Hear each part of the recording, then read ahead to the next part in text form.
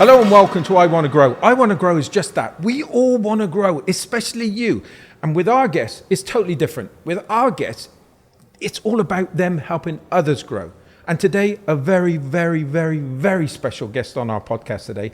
We have the amazing Zeyad Al Jaidah. Thank you so much for coming on our podcast today. Thank you for having me. Thank you. You are incredible. Thank you so much. I can't wait, and I'll always do this. My first question, without fail, is to say, tell us your journey. Tell us what kind of things that you've been doing. Oh, it's been a long journey, 28 years now.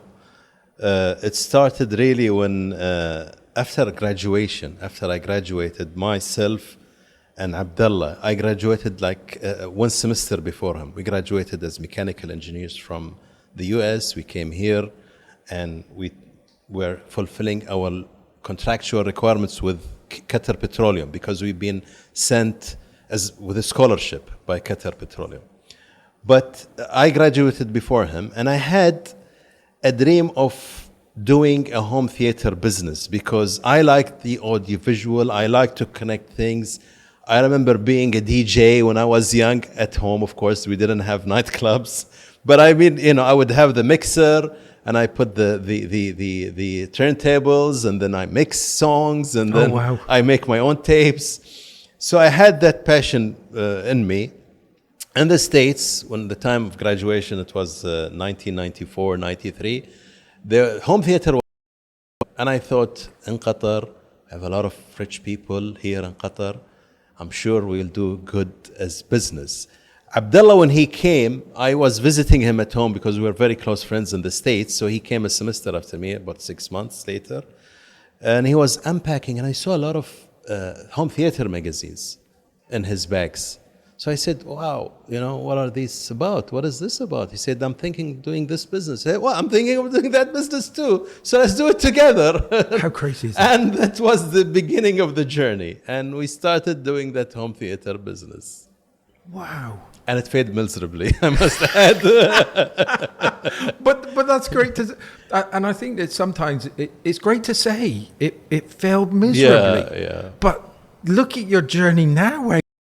Yes, it drove it. You see, when we started doing the home theater, we wanted to do the expensive home theaters. At that time, 200,000 riyal, 300,000 riyal for us would be wow. So if we get like a couple of projects a year doing such size, that would be our goal. So we were blessed to make a presentation for His Highness Emir Father. He was building the Al Wajba Palace at that time. Okay. It was under construction. So we made a presentation to Sheikh Moza and His Highness the Emir. These are the most important people in the country. But this would be classed as crazy also. Definitely. What are you doing? And we were like 4 or 5 people in the company. We installed the projector ourselves. We had to, I don't know if you remember. I'm sure you do because you're, the projectors were, they call it CRT projector. They had 3 lenses. Yes, yeah, I remember. And if you put the projector, you have to focus the 3 lenses into one. So focusing the lenses is a nightmare because it has to be done manually, and you should be trained to do that. Abdullah, my partner, went to Italy because this was the projector from, and got trained how to calibrate this projector and how to focus this projector. It was something. So we took that projector because these projectors are meant to be installed in a place and you never move them because moving the lenses takes an hour to adjust, to focus again. So if you change the location, you have to do this manual thing again and again. So for His Highness the Emir, we couldn't tell him, come to our shop and look at the demonstration. We had to go and take it to his own place. But to go to the top of the top, because he was the Emir then. I know. You were crazy. Because we were blessed to be there, to be honest. To get the opportunity. Because nobody can get the opportunity. But we got the opportunity. They looked at the product, said, well, it's nice, but it's not something that we want. That was definitely sink or swim, right? Exactly. And we were really devastated because if Emir will not buy our product, who else will buy it? If they think it's too expensive, then who else? Then we were fortunate as well to make a presentation to Sheikh Hamad bin Jassim bin Jabr, who was the Prime Minister and Minister of Foreign Affairs. Yeah.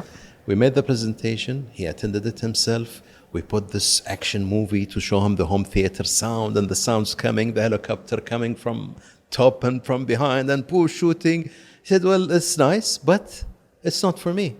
However, which opened a new opportunity for us, I saw somewhere in New York, in America, in New York, he said, a touch screen that controls everything in my house. You know, controls the drapes, controls the lights, controls the AC. And I saw these thin TVs that are hanging on the wall.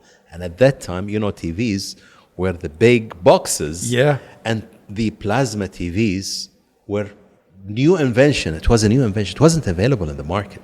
We had to source it out, and it was another nightmare to get and source those TVs. So we got the contract of doing his palace, doing the control system, touchscreen, buying these TVs. They were very expensive, and getting all that. For us, it was a huge leap in our career. That's a leap. Because our turnover in the previous year was like, I don't know, 600,000, 400,000. And just for his house, the contract was like 3-4 million riyal. So it was a huge responsibility.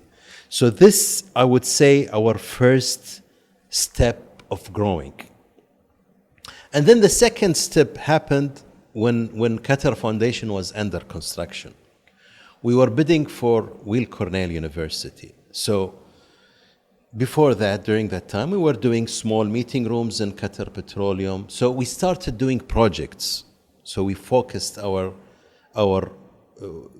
focus of business went from focusing on the retail, having amplifiers in our showroom and waiting for this client to come and buy a home theater system, to going to clients and trying to propose projects. So what we would do for QP, the same touch screen, but controlling a meeting room. Control the lights in the meeting room, control the projector in the meeting room. And by that time, projectors became the LCD projector with one lens. So it was easier and more mobile. So we did that. And then Qatar Foundation came, which is a huge leap in our career, because Weill Cornell University by itself was a 10 or 11 million riyal job. And our turnover previously was like 2 million, 3 million, 2.5 million. So it's talking about 5 times your size all of a sudden with one project. And at that time, when I decided that it's time for me to focus on this business, because we had to take a loan, you know, to finance procurement of the equipment, bringing them, and you know, the huge contractors, they require a performance bond, a bank guarantee, advance payment guarantee, so many guarantees from the bank, and the bank will not give you that unless you have a loan. I mean, you have facilities with the bank. At the same time, there was another university under construction with another contractor, and it was as well like 14-15 million. And we went to the other contractor, we said we want and I remember just like today, we were making the presentation, we were telling them, they were saying, aren't you also involved in Weill Cornell? Because Weill Cornell was under construction at the same time. We said, yes. He said, you want to go from a shop selling speakers to doing 2 mega projects? We said, yes. He said, how can you do that? So they gave us another time, do another presentation to show us method statement, your method statement, how you're going to execute the second project, what manpower you will get. So they wanted to know if we know what we're talking about. And by grace of God and by, you know, our collective efforts, we made a plan. Abdullah worked on it really hard, my partner, to make a plan to show and present how, you know, how many people we will need, how we're going to go about recruitment the people, and how we will execute the project. And first, they didn't give it to us. They gave it to another company. And that company failed to execute the project, luckily for us. So they called us again, guys, are you still interested? We said, of course we're still interested. It was like 4 or 5 months later. And we started doing the second project at the same time. Your partner, Abdullah, Abdullah, I wish you was here right now. What was it like to put the trust in each other back then? Because you were taking on these massive loss. life-changing, I know. and it could have all gone terribly wrong. Definitely. How was the bond between you both? Was it strong? Did you help each other Extremely, through? very well, very, very strong. Thank God, alhamdulillah, until today we're very, very close with each other. But back then as well, it was much stronger because we stay longer at the office, and we were only, we didn't have a big team. Today we have a big team, the How big a draftsmen. team have you got now? Now we have around 330 people, so it's a big team. Back then we had like 6-7 people, so it was like, we did everything on our own. So we had to do the pitches on our own. We had to meet clients. We have to make the quotation. We have to select the items, and we have to technically know that this item can integrate with that item, because putting everything together, everything must be able to talk to each other. Just like here in your studios, the camera has to talk to your PC, and the PC has to talk to the microphone. So everything needs to be integrated with each other. Wow. Back then, I'm talking about, early You're trying to bring this technology in. Yes. You're trying to be the leader. Yes. Wow, that was incredible. But I'm talking about your family name, Al Jaidah. Unbelievable name Thank here you in so Qatar. much. Thank you. Unbelievable name. What you've done, what the family's done, is for other people has been fantastic, even for the country, right? Was there a bit of fear that? Definitely. It was both, to be honest with you, a blessing and a fear.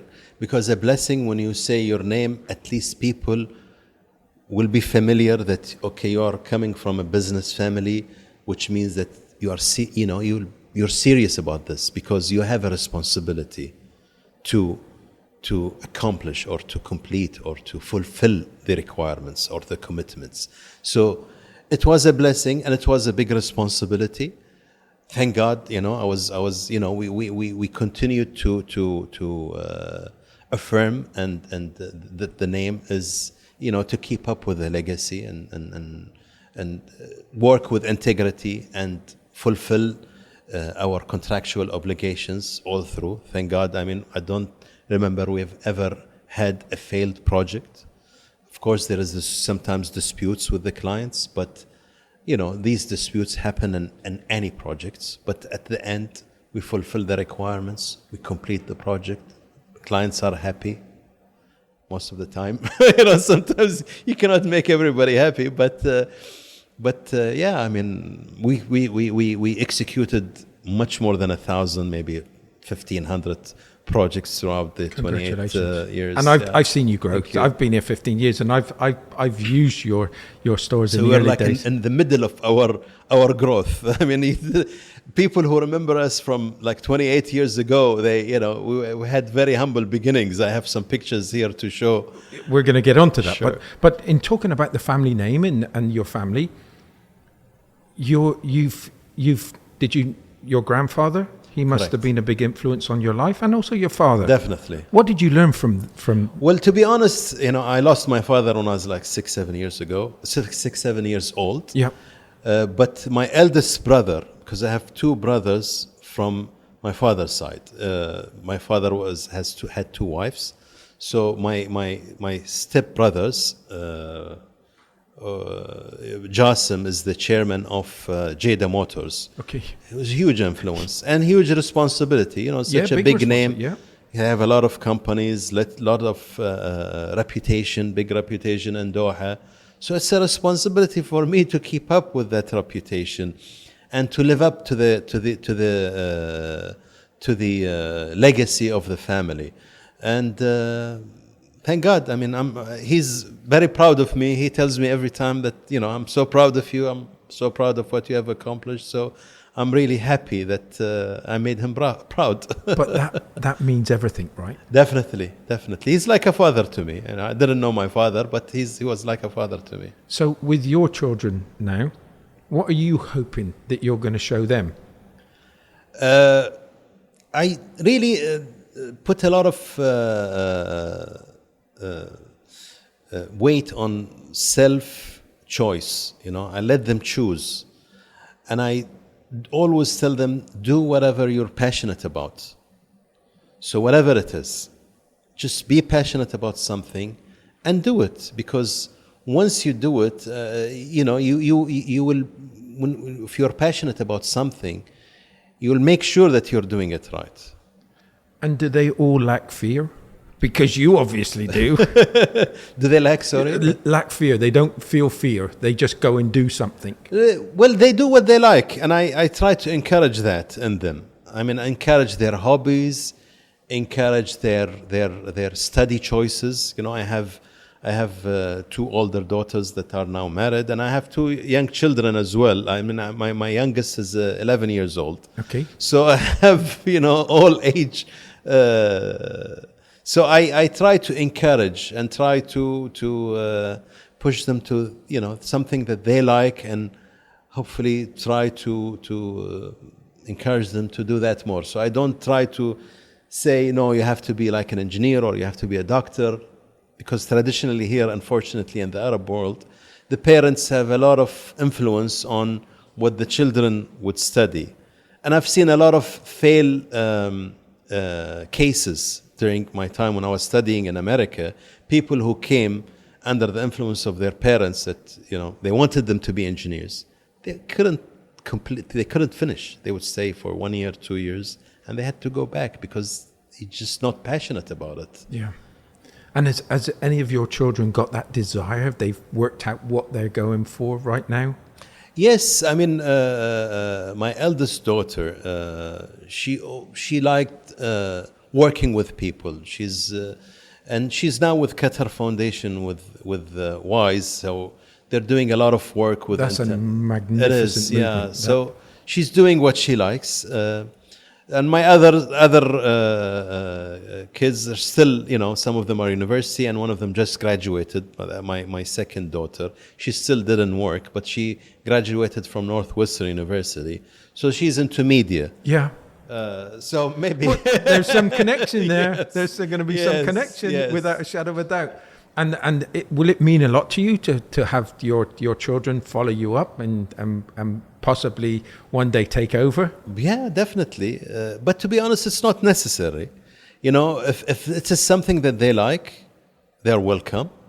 And that's why, to be honest with you, we took the decision that we wanted the company to convert into a public shareholding company, because family businesses have a lot of pressure on the family to be involved in the business. And I don't want that pressure. You're a good man. You really are a so good much. man. You are a good man, and I love what you're doing with your children, and your own personal family. But you've just told us that you've got 300 plus employees. There's another big family. How have you seen that progress? You said that you had 6 people in that company in the beginning. How difficult was it to grow? It must have been at times impossible. Yes. But to be honest, if you have the right people with you, if you have the right team with you, you're hiring the right people, then things become easier. Of course, not easy, but easier. Because if you bring the right, let's say, managers, the right technical people, then will make your life easy. Because not easy again, easier. Because you have someone in the site that you can depend on them, that they can complete the job, that they can execute the project the way you like it, because they learned from you. So a lot of the people we have, they've been with us for a long time, and they witnessed the journey. So they started like junior engineers, and then they become like supervisors, and then site engineer, and then project manager, and slowly they go up, and we see them grow. They see us grow. They grow with the company. It's that must be incredibly rewarding. It is definitely. I know that one question I wanted to ask you was with your partner Abdullah, what's his strengths that you go, over to you? What is his strength?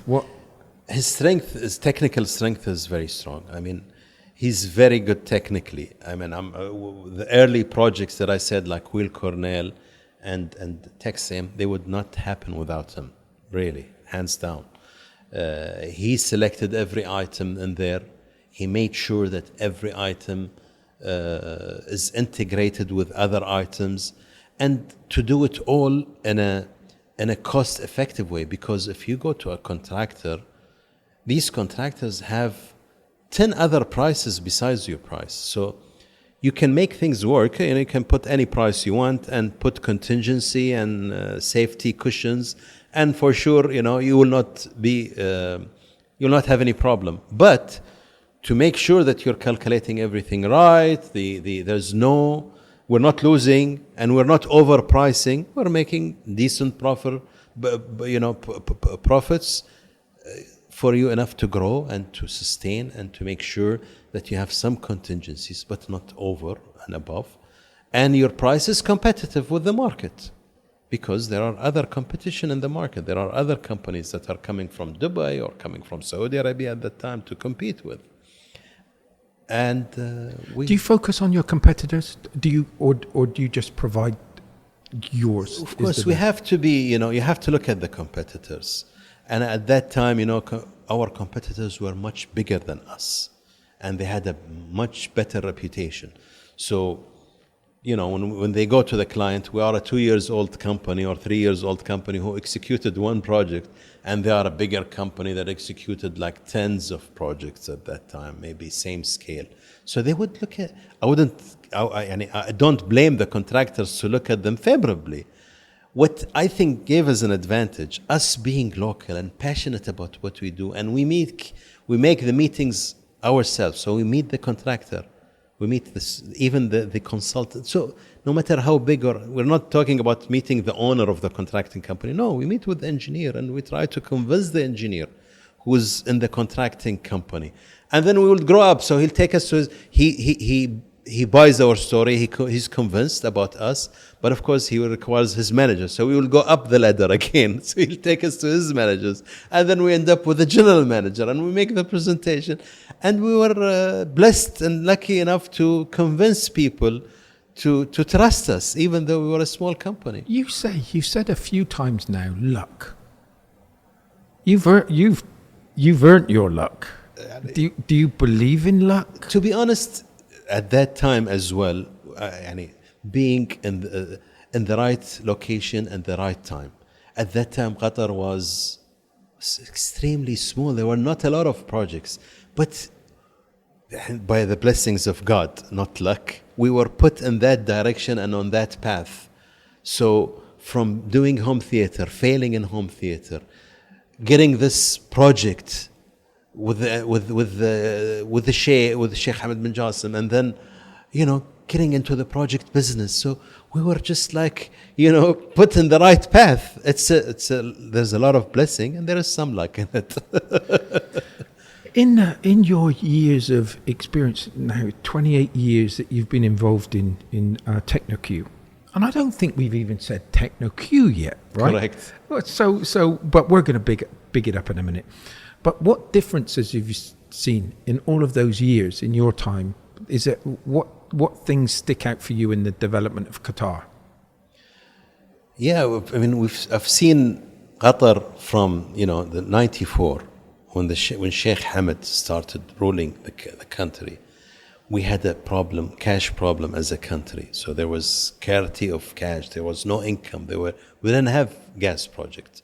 We were depending on the I think 200,000, 300,000 barrels a day of production to run the country and to build. And Sheikh Hamad had big dreams, as you saw along the time from '94 till today.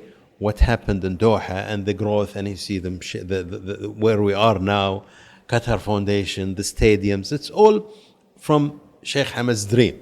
Yeah. So in again, I was lucky enough and I was blessed enough to be there at the right time. I was there in '94, just graduated, started my own business, and got along in the journey with the growth of the country, and I lived the dream of growing the country and hosting the Asian Cup and then hosting the World Cup and getting these big events in the country, bringing the big names in Qatar Foundation, the big universities. And It's been a really great journey. It's been incredible. I've got this business. The reason why I was holding this business card is I love this on the back. Thank you. I don't know if I will show this. 28 years dedicated. 28 dedicated years. Correct. That must be really proud for you. Definitely. We are extremely proud. And again, I mean, I cannot say enough, but you should, when we ask our clients, we try to get surveys and thank God, I mean, our clients, they really like us. So they like what we do and they continue coming back to us. So we're extremely proud and thankful. Big month for you.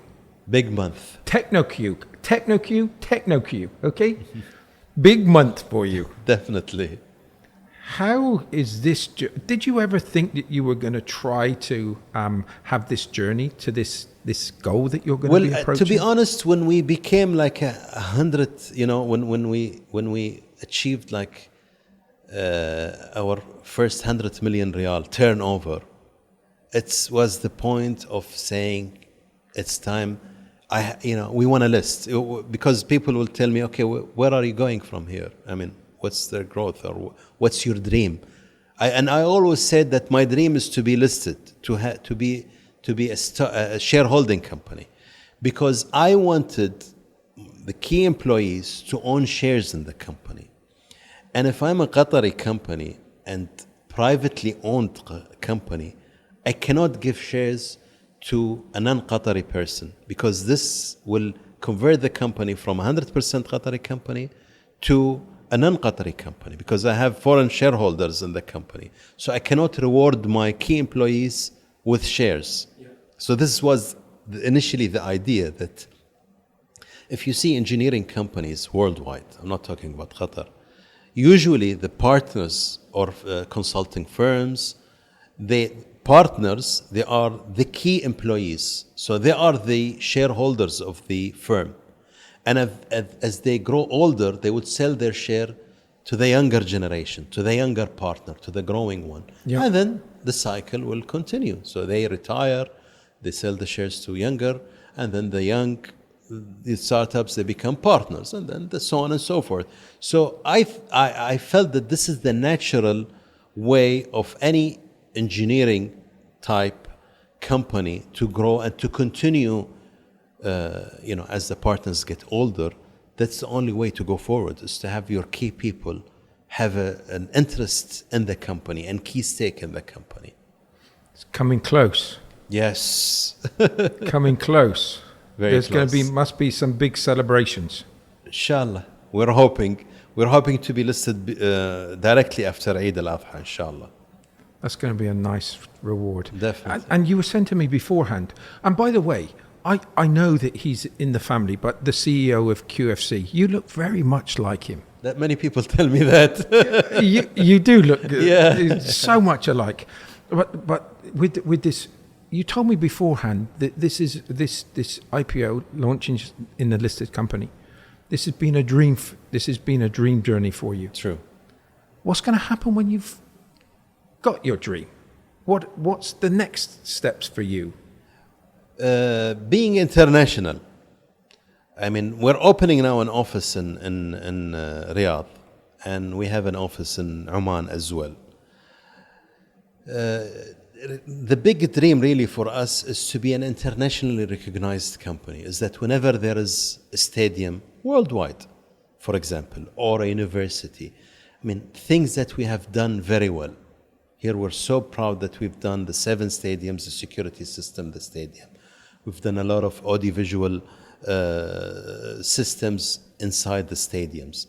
And I can proudly say I'm probably the only company in the Middle East that did FIFA standard stadium, because FIFA World Cup only happened in Doha, and I'm the company that did the security system there. So I'm one of the few companies that did that, because there were also other companies doing the same thing with us. But here in Qatar, because we are blessed to host the World Cup, I mean, it was a great opportunity for us, and we got involved with that. So with that CV and with that story, I feel we are prepared to go anywhere in the world.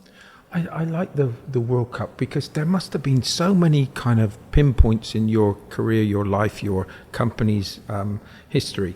But to be part of that World Cup must have been, and Definitely. to look back and go, that's something that you can tell your kids Exactly. one day. And also, it's a recognition when you are involved in such an event and get accredited or get certified by international body like FIFA, for example, because whatever you do, they have to say, yes, okay, this is fine, or this is what we want, or no, this is not what we want. So to be part of that and to be, to be part of that event and to be not accredited, I mean, they will not give you an accreditation, but they'll give you an approval on whatever you do, is a great... And I'm talking from my age. You lose, because I've got more adverse to fear. Before I could do anything, but now I'm always limiting myself. Oh, could I do that now at this age? Do you have that fear anymore? Or are you still going for that? You're still going to the Emir's, knocking on the Emir's door to say, can I do that project, please? Unfortunately, Qatar is not such a small country as it used to be in '94. I mean, as the country grow, there's more system, there's more bureaucracy. So I would love to have that opportunity again. Unfortunately, it's more difficult because there are a lot of consultants and there's a lot of layers to get to that. So, but we are very confident to do any project today, no matter what size of the project, whether it's 1 million riyal or 100 million riyal or even 200 million riyal project. That's the feeling I'm getting from you now, that there is no fear. No, with you, there is no fear. We can do anything we want if we put our minds to it. And that's what I love about Qatar, because that's their mentality, is that there isn't anything that we can't do as a nation. True. Because we don't lack anything. Nothing. Steve. You see, we have the education, we have the resources. And the family unit. And the family and the resources, and there's some help from the government as well. They do encourage, although there are some obstacles, of course, like any bureaucracy. But let's talk about those, because as a businessman, the one thing again with Qatar and with people like yourself, because you're part of the ecosystem here, is that if you see a problem, you solve it, and as quickly as possible. We try to be vocal about it in a constructive way, because I see a lot of people, to be honest with you, and that's sometimes I have a dispute with some new entrepreneurs that they say, oh, there are regulation from the government and there are obstacles and they're not helping us enough. See, don't look at that. Don't look at the closed door. Look at the open door and try to walk around and try to get your voice heard in a constructive way. You should not criticize, but you should go and talk, because they listen. The people today, to be honest with you, in the government, the good thing is that they listen. They want you to say something. They want you to help them improve the system. A very proud moment for me was yesterday. I went to the Ministry of Commerce and Industry, and somebody from Bristol that's kind of learnt his education as he's gone along. I'm sitting in a room with Deloitte, PwC. I was sitting in a room with KPMG, and we were sitting around a round table to say and they wanted to hear where they were getting it wrong or where they could improve, and how we can assist in that way and give them advice. So they're very open-minded, and for me, yesterday was it was a benchmark for me, because I thought, where have I was pinching myself to say, oh my word, this is a really magical moment. With you saying about entrepreneurs in those type of things, and I know that so much emphasis, and sometimes it should be, that unicorn, about becoming a unicorn. Has that ever been a driver for you to become a unicorn? Not really. I mean, being a unicorn in what sense? You mean that you hit that 1 billion mark. Your company hits that 1 billion mark. That you can classify yourself as as a unicorn company. To be honest with you, I mean, for us, growth is important. We definitely would like to reach the 1 billion mark. First, maybe the first mark for us is a 500 million real. turnover, and then we would be looking at the 1 billion. Our short-term goal is the 500 million. The company in other countries, as I said, we try to also add other services and other products into the company. We're trying to get into IT, cloud services, cloud management, cyber security. So, and AI, of course, everybody's talking about AI today. So if I'm not on the AI wagon, I'm going to be out. So I have to get into that wagon. I'm so glad that you brought this up. AI. How did you feel with AI when it first started coming in? Have you been open to this, or did you think to yourself? I have to. I mean, if you want to be honest, it's going to be the new trend, because if you fight it, you cannot fight it. Just like when Kodak fighting thought that digital photography will not kill them, but it did. I mean, they didn't realize it, but it did. It killed a huge company like Kodak. Somebody said, and I see a statement, it said, AI is not going to take your job away. It's going to be the person that is using AI. Great. Right? True. And I suppose that's where, but you're in a position with your company and with all your experience, it's an embracing thing. Are you looking for companies? Are you looking for people to come to you and say, hey, let us get involved with your company? We're looking at everything. We're looking to grow organically from the company. I mean, bring people, bring expertise, and start this division on our own. And we're looking to partner with other companies, whether it's local or from other countries. Yeah. So we're looking at everything. And because technology is moving too fast, and we have to move fast with it. Otherwise, you're going to be left behind. Yeah. And AI is getting in everything. Yeah. It's getting in everything, even in CCTV. We've done it, I mean, in a certain extent, where it is, you install a CCTV system. So the AI would be, for example, looking at categorizing the people that the camera is looking at. So the age group, male, female. For example, there's this the facial recognition as well. So AI is getting in everything. Yeah. Especially with this parking, we think to ourselves, well, but AI with parking is going to be huge also. There's companies like Twyla, startups. Are you involved in the startup ecosystem? Do you see what the startup ecosystem is offering in Qatar right now? I wish that we are more involved, to be honest with you, or being busy and where we are. And I think we should dedicate some time to sit with these startup companies, because we could help each other. I can help them in a way. I'm sure they can help me and bring me ideas. You epitomize everything when it comes to entrepreneurship. For me, you are the best example. Thank you and so the much. one that and I'm so glad that you've come onto this podcast, because you're the shining example that I want everybody to look up and say, listen, if you've got a dream, if you've got the ability, then go out and grab it. Definitely. And I will be coming to you on regular basis to say, look, there's a company here. Have a look at them. They're a trier. They want to be. Great. They want to be. Very thankful. Thank you so much for doing that, because we want to hear from them. There is a question that I need to ask you. Who was your inspiration? Really, because I lost my father at a very young age. I was 7 years old. My mother have done, I think, a tremendous job raising us. She had only 5 boys. She had 5 boys. She didn't have any girls. So raising 5 boys, I'm sure you as a parent, and me as a parent, raising 5 boys is a very tough thing to do. And she did a wonderful job. I mean, all my brothers are successful. For example, Ibrahim is a big architect now. He did design the Al Thumama Stadium. My other brother Salah is a chairman of Deutsche Bank. And my other brothers as well are successful. Keep on going, don't Thank you so miss much. Abdul Latif is handling real estate, and Tariq has a gallery here. He's into art as well. And I'm the Techno Q guy. So she did a great job, and I cannot thank her enough. And I'm very blessed to have her in my life. Oh, wow.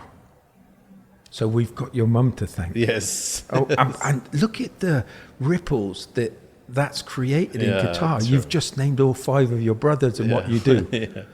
Wow, incredible. Thank you so much. And I'm glad that we asked that question.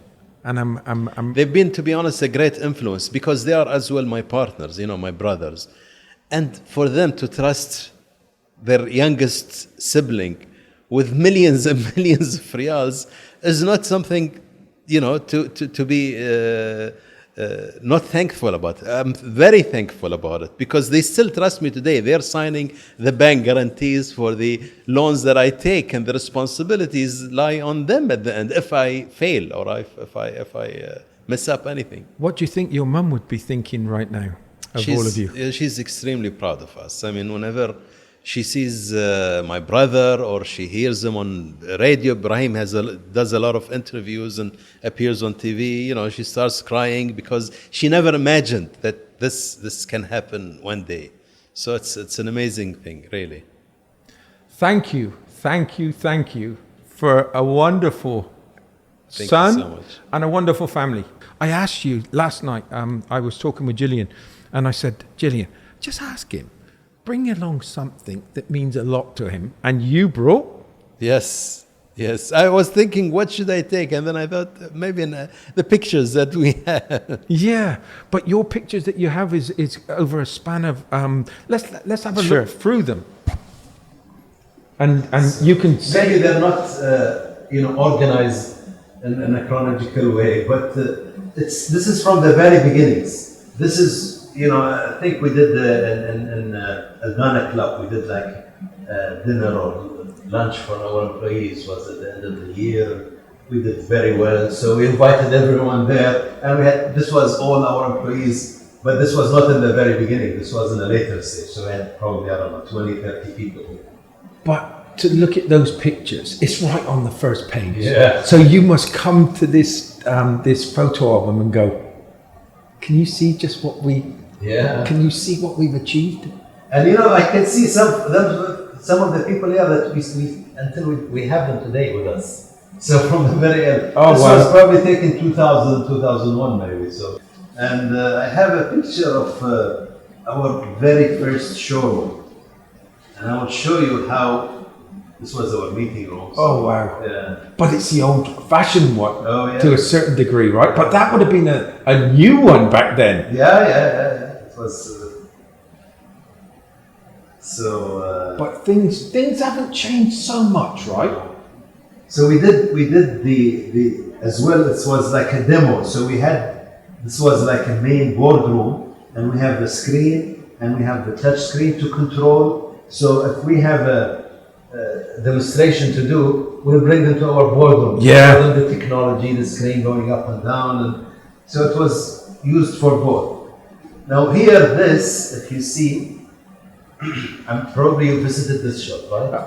I'm not sure if it was. I'm not sure if it was in the city, because you had a place in the city centre at one stage, did you? Or No. We have only on Selwa Street, and now we moved to Barwa Commercial Avenue. I must have gone to this one because we when we first came here, we had to get some stuff from you. Yeah, because we had the Shure microphones. I love the I love the Shure microphones. We had them in stock, I remember. So when we started, this was the shop. Then this guy left, and we expanded here because we needed more space, especially office space. Yeah. And then this guy left, and then we took that space, and then we expanded above. So, Oh wow. and then when we became bigger, we couldn't really, this will not take us. So we had to look for somewhere else, and we moved to Barwa Commercial Avenue. Wow. So these are Magnificent memories, right? yes, definitely. Magnificent memories. Oh yeah. Dear me, I've been real privileged today Thank you so to have much. spent this time with you. Thank you. I wish you every success of the future. Thank you so much. I wish you all the success in Saudi Arabia. I think it's going to be a big marketplace, but I don't think Saudi Arabia is going to be the end of your journey. I think it's going to be another beginning, inshallah. Yeah, I Inshallah. think- Thank you for having me. You've been a fantastic guest. I It's really been appreciate it. Thank you. incredible. And give my regards to Abdullah because I will. You should have him here as well at some point. I'm not finishing here. Okay. And we'll carry on. What I want to do is there's a couple of things. What 2 bits of advice One is, what would you have told your 15-year-old self from yourself now? Okay. From 28 years ago, you mean? So if I go in so the beginning of the journey or when the you were middle? 15, what would you? What would when I be was your, 15. When you're 15, what would be the message you gave yourself now? Now I give myself message back when I was 15. Follow your dream, I guess. Just follow your dream. My dream was to be an engineer. I became an engineer, and it took me to this journey. True, mechanical engineering maybe didn't help me. I'm sure it did help me, but the study of mechanical engineering, maybe, I don't know if it had direct or indirect impact on knowledge of home theater or audio systems. It was maybe mostly passion, but engineering knowledge did help. So me telling my 15-year-old self is just continue what you're doing because it turns out to be good, yani, at the end. I'm very happy to what I have accomplished. And that's unbelievable. What would be that advice to an entrepreneur that's got that desire, that's got those feelings inside of them, and they want to do it? What's your advice to them? My advice to them, if you are truly passionate, if you really can dedicate your full attention and your time to whatever you're doing, whether it's, cutting, being a carpenter or being an engineer or being whatever. So just follow your dream. And if you're passionate enough about it and you take it more serious, hopefully this will grow and you will make it grow with your passion. You've been an absolute joy. Thank you so much. I am so glad that you came onto the podcast. Thank you for having me. And I'm thank you for listening. I really am thankful for you listening, because you would have got so much messages from this today. Okay? It's okay. Just go and do whatever you want to do. Believe in yourself. Believe in it when you're going to knock on whose ever door. Believe that you can do it. But make sure you can do it, and make sure you can push through and believe in yourself. Okay? It's very important. Our guest today his journey has been magnificent. We should all just learn from those messages. So thanks everybody for listening. Thank you so much for coming on the podcast. Thank you for having me.